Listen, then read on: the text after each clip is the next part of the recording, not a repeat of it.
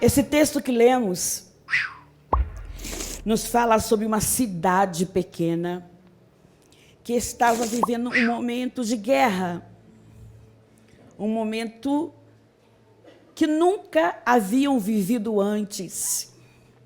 Abel Bet-Maaca era uma cidade que ela ficava ao norte de Israel, e quando vemos o mapa, entendemos que ela era bem pequena. Não havia muitos habitantes, não tinha guerreiros na cidade, não tinha ninguém que conhecesse de espada, de escudo, de lança. Mas era uma cidade que era marcada pela sabedoria. Era conhecida pelos seus habitantes, pelas respostas que traziam com sabedoria para aqueles que a buscavam. Porém, em um dia que a Bíblia não cita, o dia, mas nos diz que este lugar, ele é encontrado sitiado por um grande exército. No que eu aprendo, que ninguém que tem um chamado por Deus começa o seu chamado deitado numa rede bebendo água de coco. Todas nós que somos forjadas por Deus, ou forjados por Deus, somos chamados por Deus em meio a situações que não imaginamos. E uma das palavras que eu tenho no coração é que nós só sabemos quem nós somos quando precisamos ser. Porque existem momentos que nós não sabemos a autoridade de Deus sobre nós, o poder de Deus sobre nós, quem é Deus dentro de nós e por nós, até que alguma coisa aconteça.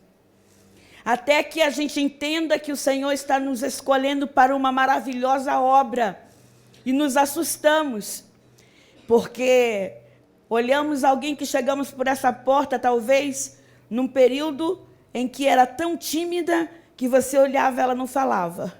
Hoje, se deixar, ela não para de falar. Não é assim? Porque nós somos escolhidos por Deus e, na verdade, nós só sabemos quem somos quando precisamos ser. E Deus escolheu, então, ou permitiu, vamos dizer assim, uma batalha. Só que não era qualquer uma guerra. Era uma guerra que quem estava à frente dessa batalha era um homem que não perdia a guerra.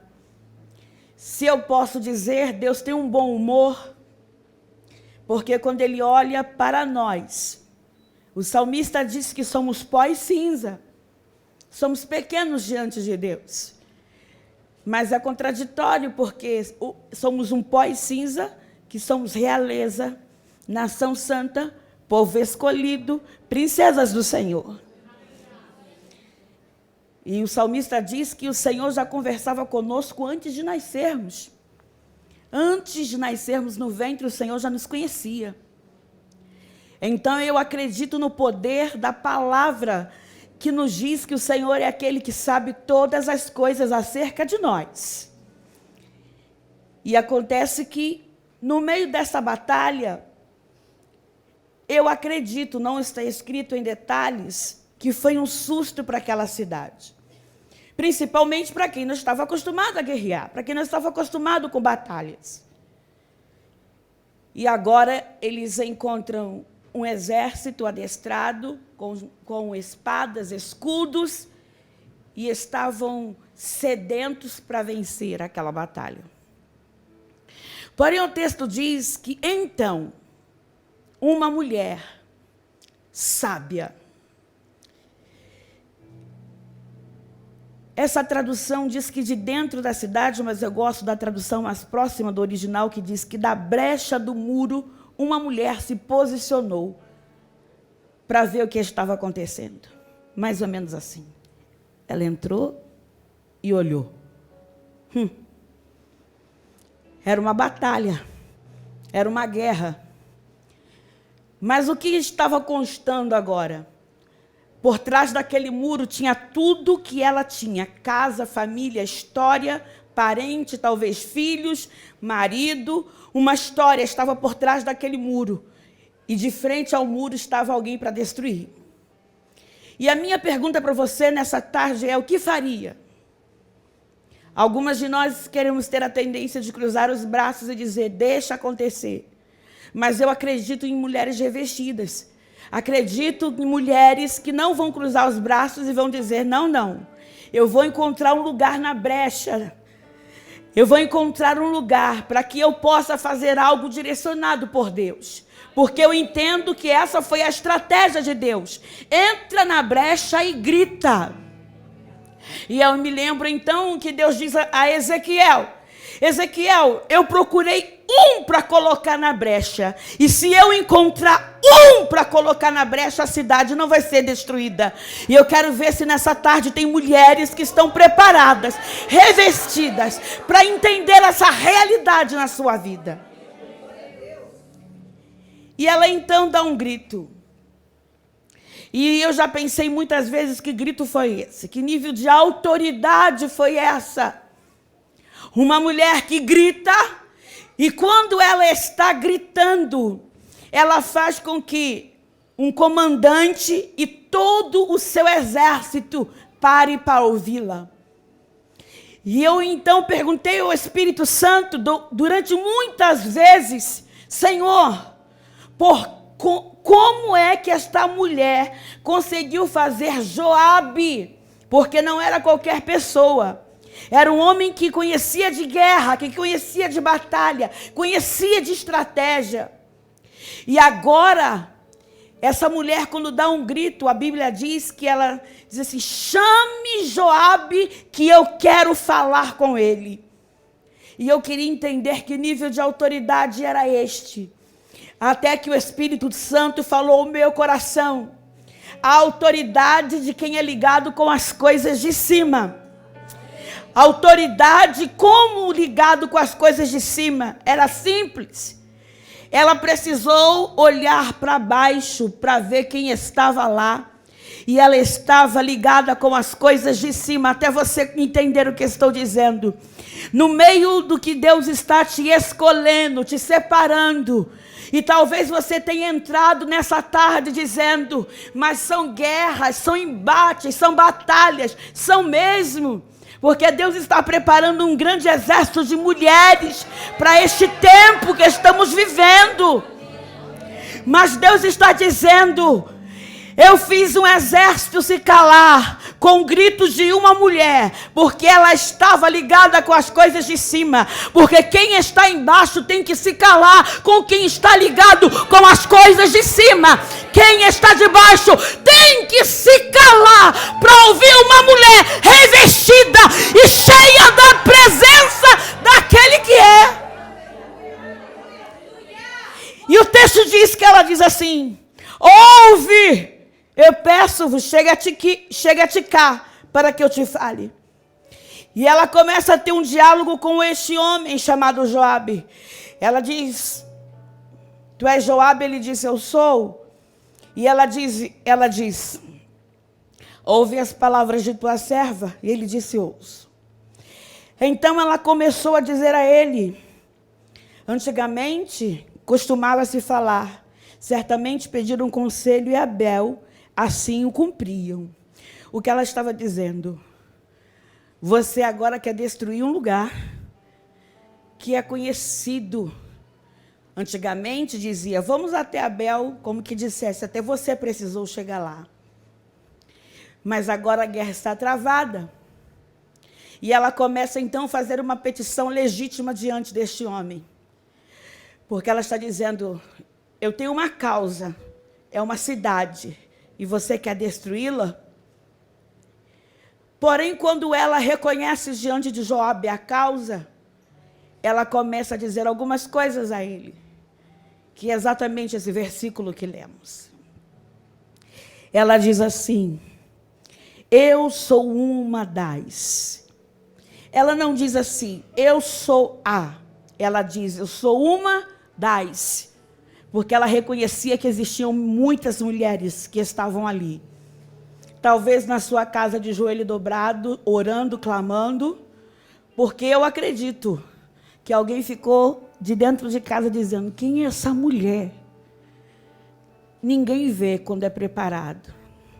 Ninguém vê a porta fechada. Ninguém sabe do gemido da alma. Ninguém conhece a história. Mas Deus conhece a história. Deus sabe quem você é.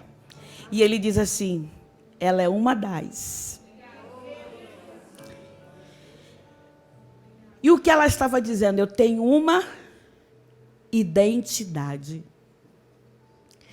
O que é uma identidade? Segundo o dicionário, identidades são características do ser. Eu tenho o costume de dizer que no ano que nasci, recebíamos a nossa identidade física quando completávamos 21 anos. Depois passou aos 18 e agora a criança já nasce com a sua identidade, já vai para casa com a sua identidade física, não é verdade? Por quê? Porque ela está dizendo para a sociedade: eu tenho uma numeração que me representa dentro da minha nação e por onde eu colocar os meus pés. Ela está dizendo: mas eu também tenho uma identidade espiritual. Eu sei quem eu sou, porque no meio de uma batalha eu preciso saber quem eu sou. Tem pessoas que querem saber quem é o inimigo. Para mim, ele é inimigo. Já basta. E quem eu sou diante do inimigo? Eu tenho uma identidade. Ao longo do tempo, eu vim observando ele tentando desconstruir a minha identidade. E eu confesso para as irmãs que durante muito tempo eu tive uma identidade desconstruída. Por quê? Porque no meio das guerras, algumas vezes, o meu inimigo quis dizer para mim quem eu não era. E ele é especialista em dizer quem eu não sou. E eu algum dia acreditei. Ao ponto de pastora Vanessa chegar ao absurdo de dizer: eu vou esconder o dom. Não dá mais para mim. E talvez você diga: irmã, não, eu não acredito. Eu estou lhe confessando isso. Eu um dia pensei que não ia dar conta. E por que eu pensei que não ia dar conta? Porque esse ano eu faço 17 anos de casada, 18 anos com meu esposo. E eu gerei 2 bebês. E para quem conhece um pouco do meu testemunho, sabe que eu gerei um que veio até os 7 meses, nasceu. Meu esposo fez o parto, mas foi pós-termo, porque até que os médicos identificaram que eu estava em trabalho de parto. E foi uma situação que hoje eu entendo que foi o Senhor em todos os detalhes. Mas o meu bebê não tinha nenhuma enfermidade, nasceu bem, mas pela demora do socorro, meu filho morreu nos braços do meu marido. Eu tive meu segundo bebê, que já nasceu aos 3 meses, mas com algumas deformidades. E eu fiquei muito brava. Por que eu fiquei brava? Porque nós temos a ideia de que Deus não pode impedir algumas coisas na nossa vida. Nós começamos a achar que só porque Ele é Deus, Ele não pode deixar eu passar por algumas coisas. E esse era meu questionamento. O Senhor sabia por que deixou. Só que o Senhor havia avisado a minha casa que nós iríamos passar por um tempo de muito pranto e muito choro. Só que nós não imaginávamos que seria tanto. Até que um dia o Senhor disse ao meu coração: eu lhe entreguei um ministério. E qual é o ministério, Pai? O da palavra. E também quero que você ore por todas as mulheres que não podem gerar. Eu disse: o Senhor está brincando comigo. O Senhor quer entregar a mim algo que eu não posso fazer por mim? E o Espírito Santo foi e disse ao meu coração: o dom é meu. E não é para você usar para você, é para a igreja. Não é sobre a história de Natália Bela, é sobre a história de Jesus Cristo. É sobre a minha história através da sua vida. E então eu entendi que a minha identidade, ela não depende dos fatores que eu estou vivendo. A minha identidade, ela está firmada em Cristo. Eu sou filha, eu sou amada, eu sou querida. Mas, irmã, eu tenho luta. Isso não muda quem você é. E eu quero que você levante esse dedo assim para o alto, porque você nunca mais vai se esquecer. Porque todas as vezes que o teu inimigo tentar te afrontar dentro da tua identidade, você vai levantar o seu dedo para o alto. E eu quero que você olhe para quem está do seu lado e diga: você parece com papai. Você pode fazer isso? Diga para quem está à direita à esquerda. Diga: você parece com papai.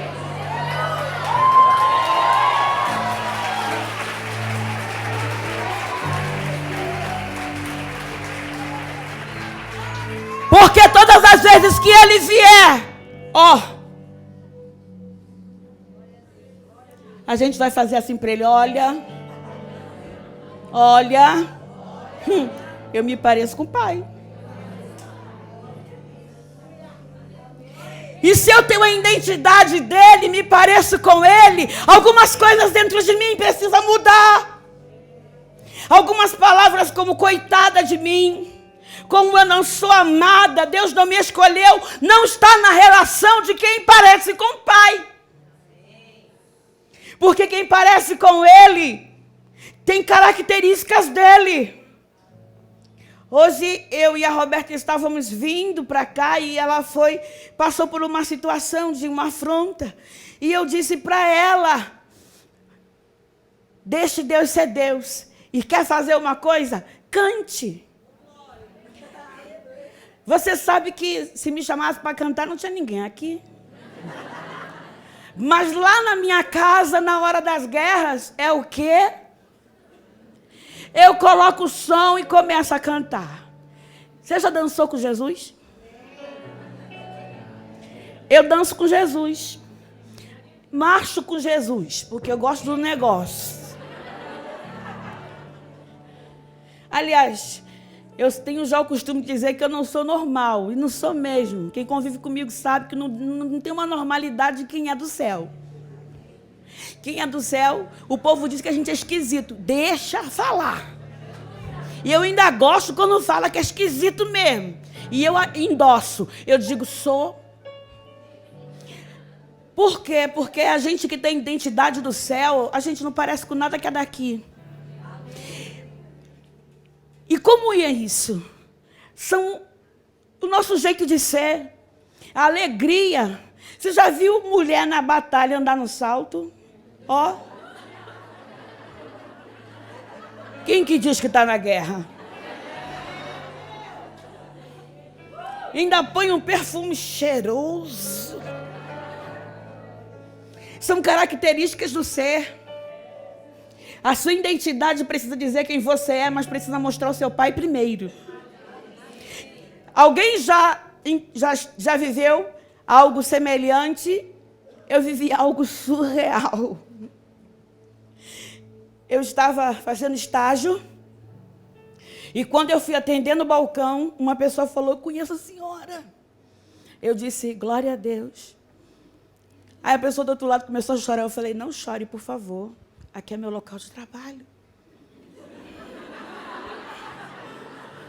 Aí a pessoa já: meu Deus. Eu disse: não faça isso. Mas eu só saio daqui depois que a senhora orar por mim. Eu disse: Jesus. Aí eu encostei assim e falei: eu vou orar por você. Abra o olho e olhe para mim. Aí essa irmã, ela disse: eu estou precisando. Eu falei: vamos orar, porque eu me conheço. Então, você daí aqui. E aí eu estou conversando com ela, segurando assim um documento. E eu: Senhor, toma tua filha nas tuas mãos. E ela chorando, e o pessoal olhando. No final alguém disse: por que ela chorou? Eu falei: estava com vontade, né? Ela chegou aqui com vontade de chorar.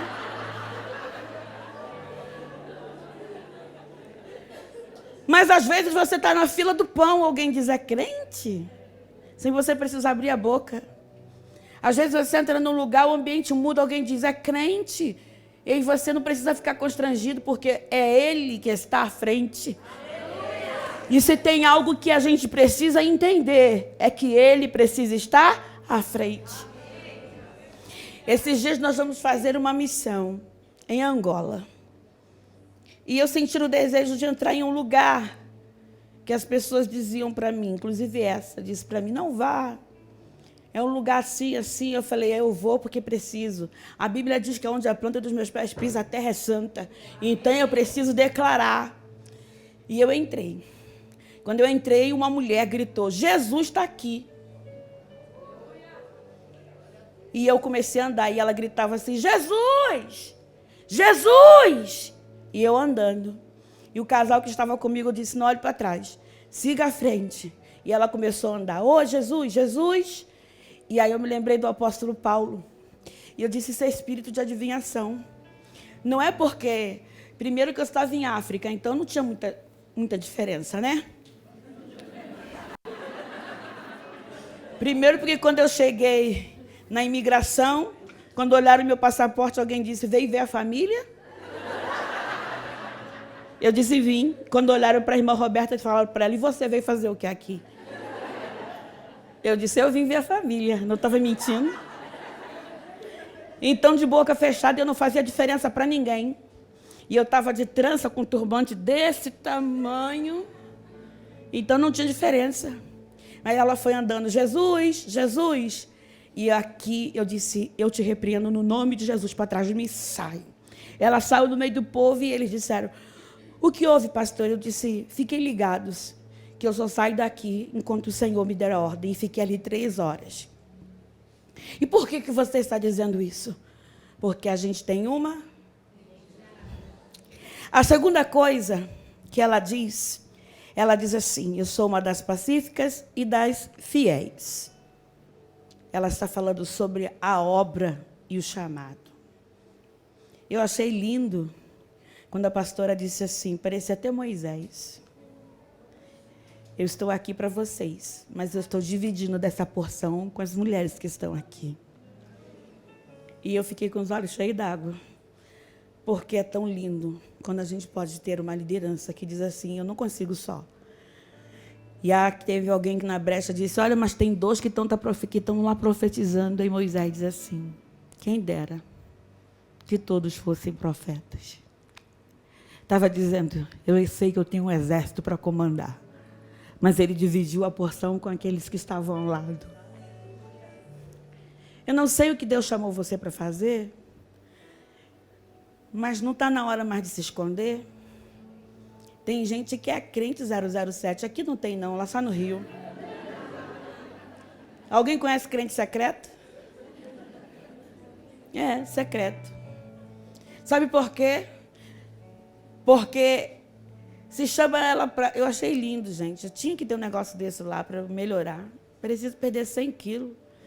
Mas, ó, exercitando, uma mesa linda. Eu falei, que coisa linda, Jesus do céu. E às vezes você olha Deus fazendo coisas como essa. E às vezes você diz assim, mas Deus não me chamou para nada. E quando eu ouço alguém falar isso, eu fico assim abismada. Como é que Deus não te chamou para nada? Deus chamou você para alguma coisa muito especial. Existem pessoas que podem não falar muito bem, não pregar muito bem, não evangelizar, mas ela tem um abraço que reinicia a gente. Tem gente que te abraça que tu quer, ó, morar dentro daquele abraço. E a irmã, mas um abraço só é um ministério? Também. Mas se o Senhor te escolheu para algo, não tem como fugir daquilo. É dizer para a sua pastora, nós somos a maioria mulheres, é dizer para a sua pastora, vem aqui, pastora, eu quero, no que tange eu vi desde da porta até chegar aqui, tanta organização, tanta bênção, mas eu acredito que eu estou falando para uma pessoa, quem sabe para 2, que Deus quer despertar o dom que há em ti, a obra que está nas tuas mãos. Ainda tem muita coisa para a gente fazer. Ainda tem coisas para a gente realizar como igreja, como noiva do Cordeiro. Existem mulheres. Nós fomos chamadas para algo de excelência. Está sobre nós uma palavra. Desde o Gênesis disse o Senhor para a mulher que éramos nós que manteríamos com autoridade o ataque do inimigo. Nos deu uma visão aguçada. A mulher, ela prevê o perigo. As casadas aqui digam. Porque ela diz para o marido assim, cuidado. Aí ele diz assim, tá vendo demais. Eu não discuto, eu oro. E às vezes ele diz assim, foi revelação. Eu disse, foi o Senhor que disse ao meu coração, é perigo. É perigo de vários âmbitos. Às vezes eu me lembro de algo, né? A gente vai ministrando e lembrando. A gente queria comprar um veículo. Nosso primeiro veículo. E aí meu marido me liga e diz assim, amor, apareceu um veículo para comprarmos. Mas pensa numa criança com carrinho. Era ele. E na mesma hora Deus falou comigo, eu não estou aí. E eu disse, ô meu amor, glória a Deus. Daqui a pouco nós estamos de carro, né? Aleluia. Dobrei o joelho e disse, Deus, eu não tenho coragem de dizer para ele que não é o nosso. Dobrei meu joelho e falei, fala o coração do meu marido. Porque se eu não posso tirar essa alegria dele, mas o Senhor tem uma forma. Daqui a pouco ele me liga e diz assim, meu bem, me perdoe. Eu disse, o que houve? Eu vi o carro e não gostei. Eu disse, oh meu Deus.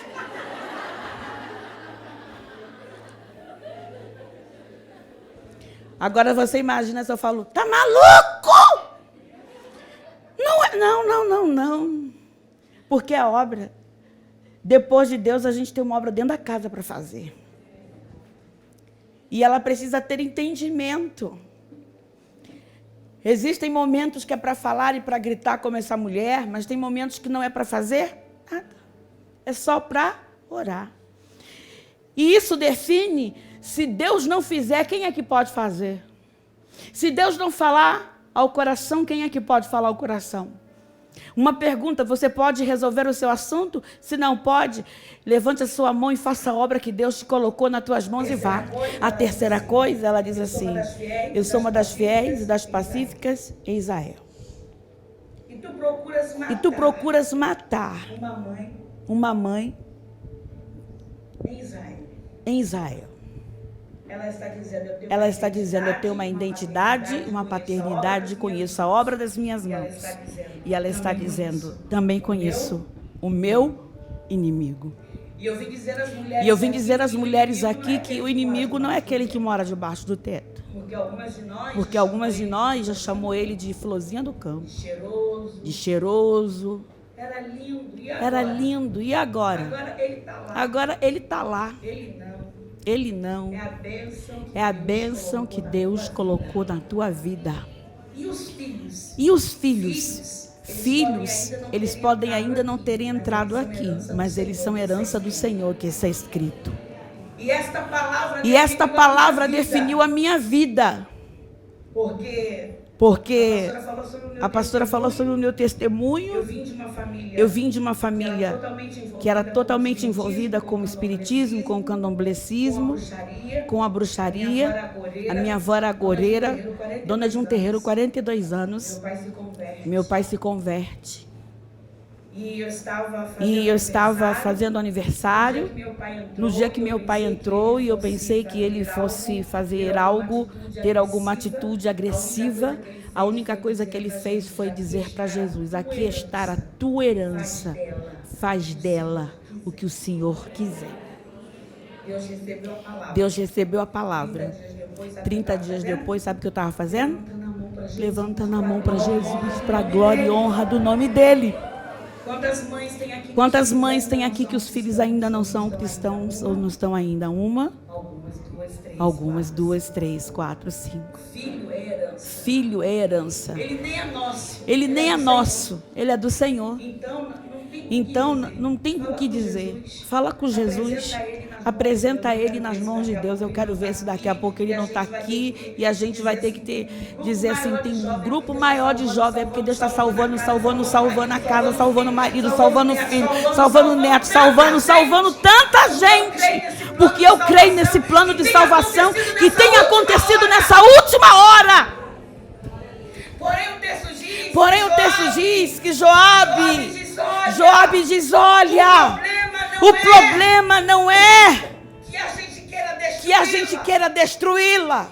É que entrou dentro da sua cidade um homem chamado Seba, filho de Bicri, filho de Belial. Ele era da tribo de Benjamim. Tinha por pai Bicri, mas ele tinha uma paternidade espiritual, Belial. E Belial é um termo abstrato que significa literalmente aquilo que não serve para nada, ou aquilo que não é bom para nada. E então ele diz assim, a gente quer guerrear contra vocês. Não é uma guerra de fora para dentro. É porque dentro tem alguma coisa que atrai guerra. E eu preciso arrancar daí.